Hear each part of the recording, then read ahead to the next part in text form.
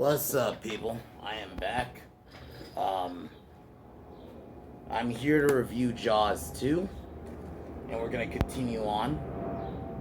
Jaws 2 came out in 1978, so 3 years later. Um, Originally, I looked into this. Apparently, like Spielberg was down to come back, but what ended up happening was he had to do Close Encounters with along with Richard Dreyfuss, so that's why they weren't. But apparently, the studio didn't want to wait. Like I think Spielberg said, I'll do it if you just gotta wait till I'm done with um, Close Encounters. But the studio didn't wait, so then we got Jaws 2. I think Jaws 2 is an okay sequel. It should have ended there. I think this film kind of almost in a way, it does wrap up the Brody storyline fine, in my view. I don't really see why they did a third and a fourth. Definitely the fourth, which we're going to get to those two films next week. But Jaws 2, I watched this not like a few years after I watched the first one. Because for a while I'd only known I'd only thought there was only one Jaws movie, but apparently there were sequels. Because I think one day I went to this was when Blockbuster was still around. But granted, this was when they were doing DVDs. And I remember seeing the Jaws 2 one. I'm like, wait, there's a second Jaws? And I liked it. I mean, it's not great. I think there are issues. Like, Mayor Vaughn's not in the film that much, and that's because Marie Hamilton, I think his wife got sick, so he wasn't able to do a lot of scenes. And it's unfortunately Brody by himself, really. So that's like the sucky part is like there's not as much good character stuff, but I think the shark looks really good. I think honestly of the four films, I think the shark looked the best in this one. Say what you will about the sequel, I think the shark looks really good in the second film. You definitely get more shark scenes, but it's not boring, and I think it's a decent sequel. That continues with Roy Scheider's character. So I guess we'll get started. The film opens up with two divers who are photographing the orca, which is the boat from the first film. Really good. And I actually got another thing. The music, I think Williams still did the music, is really good. I actually think it's almost amped up, in my opinion. I think the music's really good in this film. So the shark attacks them, and you kind of see it this time because it's divers, it's a good opening scene. Then we're reintroduced to Martin and his wife and the mayor, but we're also introduced to his son. The movie's a little bit slow in the beginning. Like they're at like some, I don't know what it is, like some not dance, but like some, I'll say party, just you know. And we're introduced to like some of the teenagers we're gonna see later on in the film.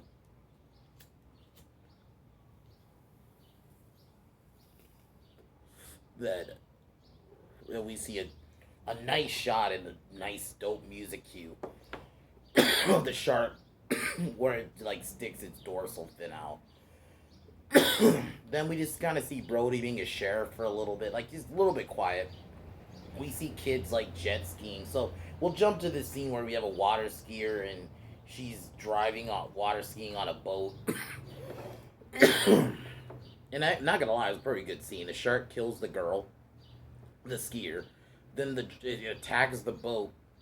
For some fucking reason, this dumb bitch, she tries to shoot like a flare gun right at the shark, or like, cause I think she accidentally knocked over like oil, oil, and then she shoots for some reason, shoots the fucking flare gun at the boat and blows herself up, and the shark like side of his face gets burned. Really weird scene. It's a good action scene, but it is like, why? That was a weird, interesting way. Why did she blow herself up? So that happens.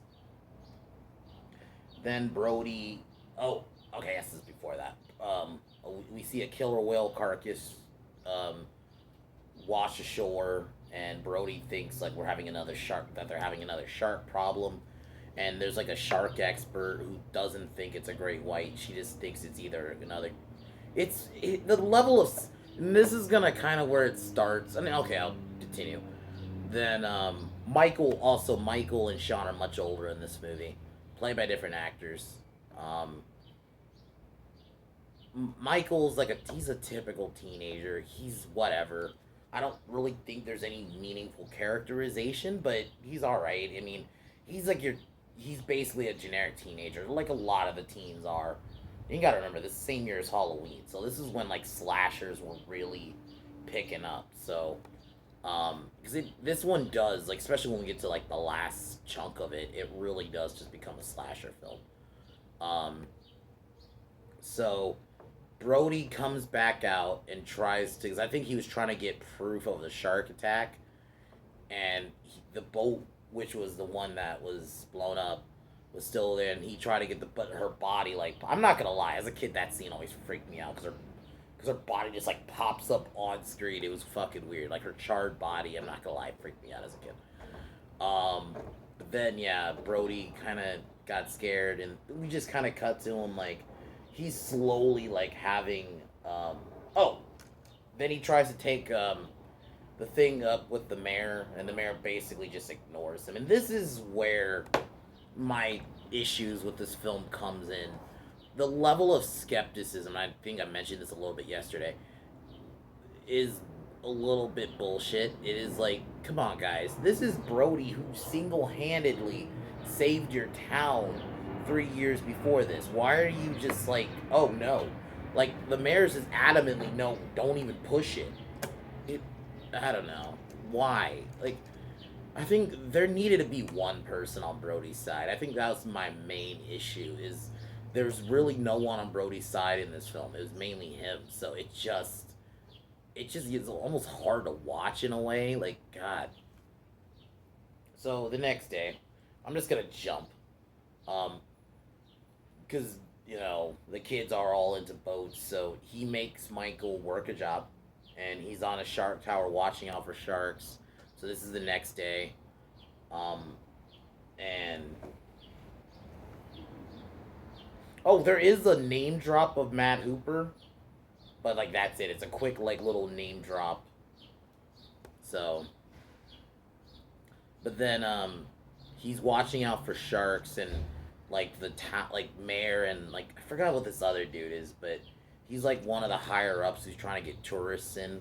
They're all freaking out because like, oh, this is gonna have everyone freak out. He um Brody sees something in the water which he thinks is a shark, but it's not. It's a bunch of fish, and he starts freaking out and shooting it because it's like going towards the kids because he thinks it's a shark. And it's like, after what this dude's been through, it's understandable. And then so he freaks out, and it turns out it's a bunch of schoolfish. And literally, this scene is so cringe. Everybody turned their back. They basically turned their backs on him and walked away. It was so stupid. It was so. I'll admit, it was nice. Like his son, the youngest one, Sean, helped him pick up the bullets, but like everyone just turning their backs on him. It's like, really, this is like the like respect you're gonna give to a guy who destroyed the other shark, and you're not even gonna just give him like not even a benefit of the doubt. It was just, come on, dude. How, I don't know. It just wasn't. It wasn't like because the first one was like healthy skepticism somewhat. In this, they just go way too far on the other end, and it's just oof. Like, why? This is fucking Brody, and you're just gonna literally have everyone turn their backs on him. Okay, so and he I guess there's a scene of him going to like because this was when photos where you had to dip him in water. Like, remember, this was pre what we have now. So he got a picture of the shark, and he tried to show it to like, I guess the Amity Council is what they're called, and they say it's seaweed, or they're all freaking out and saying you're trying to call, like, all they care about is their profits. I think they really do a good job of making them assholes, but the skepticism is just a little bit like, come on, dude. And I think this is the last we see of Mayor Vaughn for the rest of the film. Because unfortunately, I think Murray Hamilton, his wife got sick or something, and he had to like basically take off for the rest of the film. So we don't. That's the last we see of him. So basically, They fire Brody, which is really shitty. Like, I don't like how they treat Brody in this. Like, that's my biggest real negative, honestly, is that they just kind of treat Brody really shitty for no reason.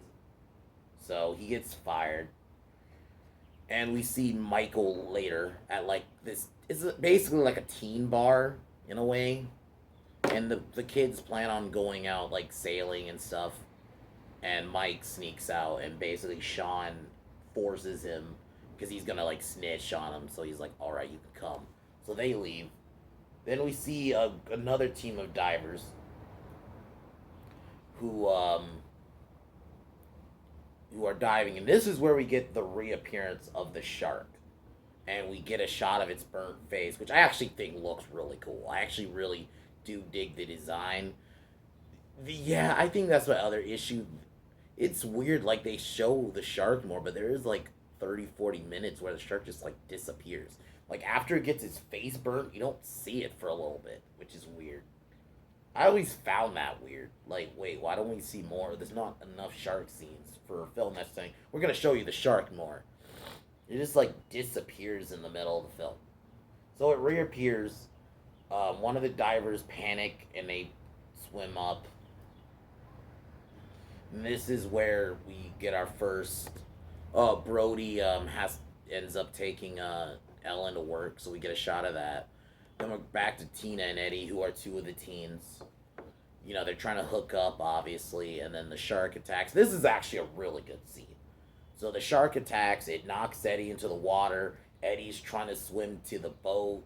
The music's really good and amping up. I think the music, honestly, as much as I love the first, I think the music in this one's really good. It's really good. So he's trying to swim to the boat. He almost makes it, but then the shark gets him, and then it drags him, and he tries to climb in and gets dragged in. Really good kill. So Tina kind of hides after that, and then Brody and his wife find the divers, and then they realize Michael and Sean are out in the sea. So they Brody ends up stealing the police boat, and the other deputy, Jeff, I think he has a quick little scene in Halloween too.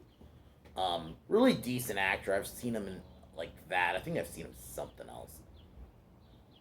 He was in the first one, but you don't get a lot of him in the first one. But so they take the boat and they come across Tina. They help her, and then they basically go back to shore. And Brody leaves Tina and Ellen behind, and then Ellen kind of tells off one of the Amity Council guys off. So there's that. Um, Basically, Brody has to go look for the kids. That's what kind of sucks. I'll admit, I really do miss the character moments from that first one. Like, you can make something a bit more actiony and still have character moments. In fucking T2, Aliens, kind of show you can do it. I'm not saying this is like a bad movie or anything. I enjoy Jaws too. I find myself, I do watch it. I don't just watch like the first one and that's it. I'll watch Jaws too, but it is weaker. It is definitely weaker.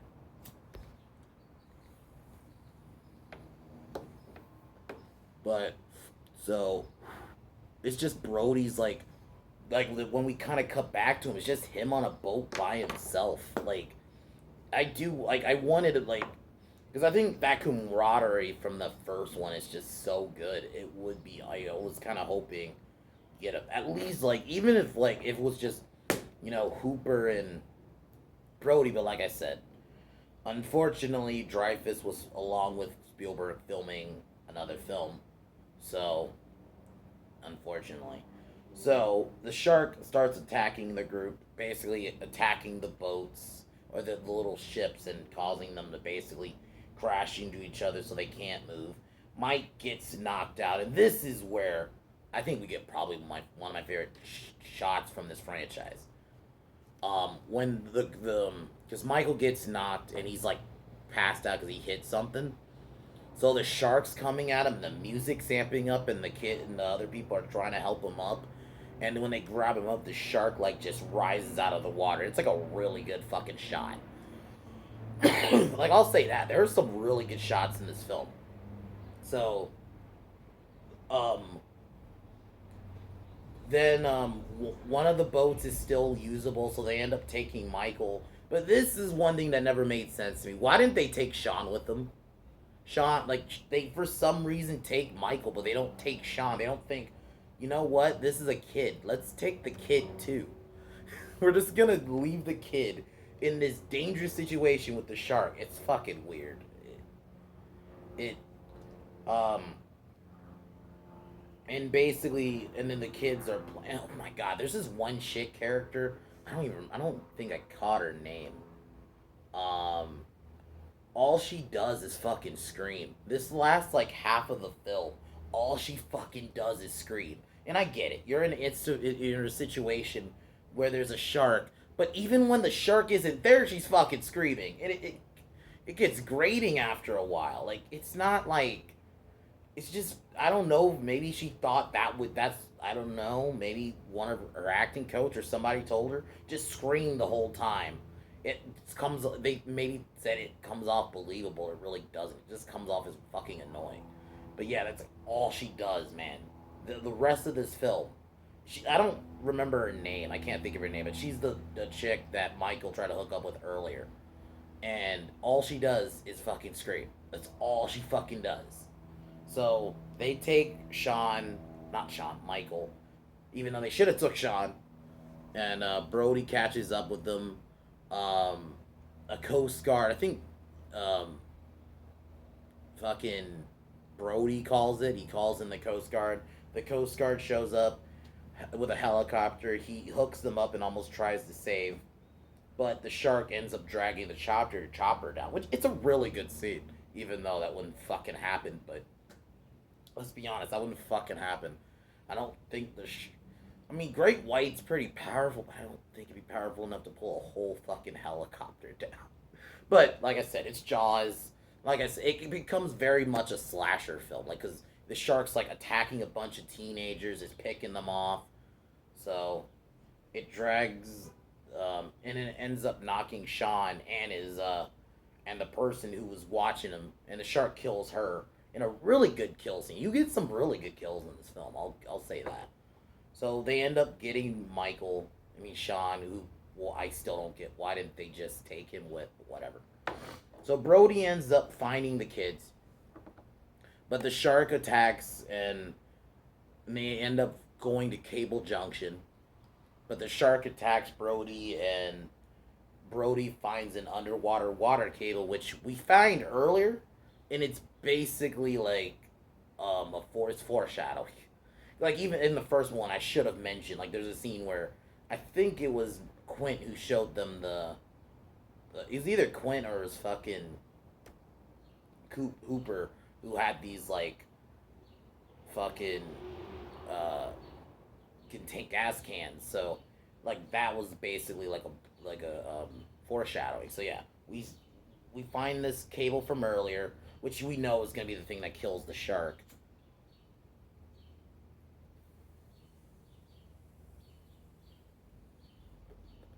So so he uses a paddle to attract the shark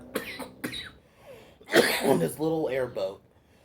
The shark follows it, and it is the shark kill isn't as like historic like let's say the first one was, but so the shark comes and it's about to bite and it bites the cable, electrocuting itself, and it dies. And the film pretty much ends after that. Jaws 2 is decent. I think music's really good. I think even though he's by himself, I thought Roy Scheider really did a good job with what he had to work with. I don't think this is as good as the first one, but I don't think it's horrible. I think it does get lumped in with the other two movies. Like, come on, it's not that bad. It's not as strong as the first one, definitely not. But I think, and like I said, there's ways to fix it. I think if they had just waited and let Spielberg do his movie, and then we're like, all right, we'll wait, and then we'll let you do this one, I think it would have went better. But for what it was, this could have easily been a shit show without Spielberg. Like, because how great that first one was, Jaws 2 could have easily been a super shit show, and they actually didn't do that. It's a decent film. It has its issues. The level of skepticism and basically just treating Martin like shit really did bother me. That's like the only real thing that bothered me.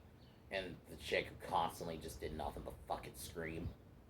The teen characters are very one dimensional. You could tell they were trying to. It was almost like, yeah, it was like basically a slasher film. It didn't feel like a killer shark movie. It was a slasher film.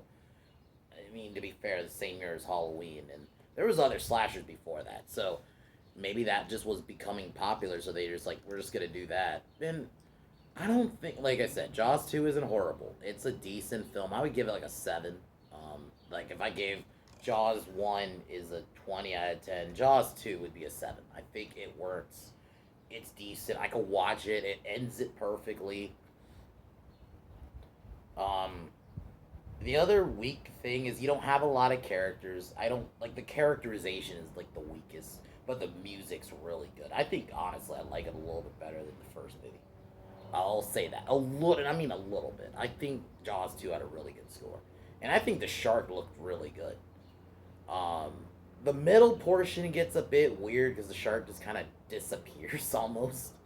Like, it's mentioned, but, like, the shark does kind of disappear until, like, oh, right when the kids are going to go off sailing. Oh, the shark reappears. It's just weird. Like, why does it disappear for, like, 30, 40 minutes? The town literally turning their back on Brody was so stupid. Like, the town literally turned their back on Brody. I'm like, why did you have to do that scene? You could have did that scene a bit better. But for what it was, Jaws 2 was fine. It doesn't deserve to be lumped in with, like, Jaws 3, and definitely doesn't deserve to get lumped in with Jaws the Revenge, so I think it's a fine sequel. Sorry about that. And anyway, like, it ends the story fine, like, oh, that's what happens with Martin. You know, you do get a mention of Hooper in, like, a throwaway line, like, I think he was trying to call him. So it's an interesting. I would say watch Jaws 2. Just watch those two as it's a double feature, and then kind of end it there. Maybe if you want to have fun and just get drunk and have fun, maybe watch Jaws 4. Jaws 3 isn't really worth it. Nothing really happens in it. That's why I almost didn't want to review it. But anyway, I'm gonna end this video now. But Jaws 2 is a 7. I might do a video tomorrow. I might do that Sarah Connor Ripley video. Next week we'll be doing bands I love, and we'll do Jaws 3 and 4. So that's my next few videos. Cheers.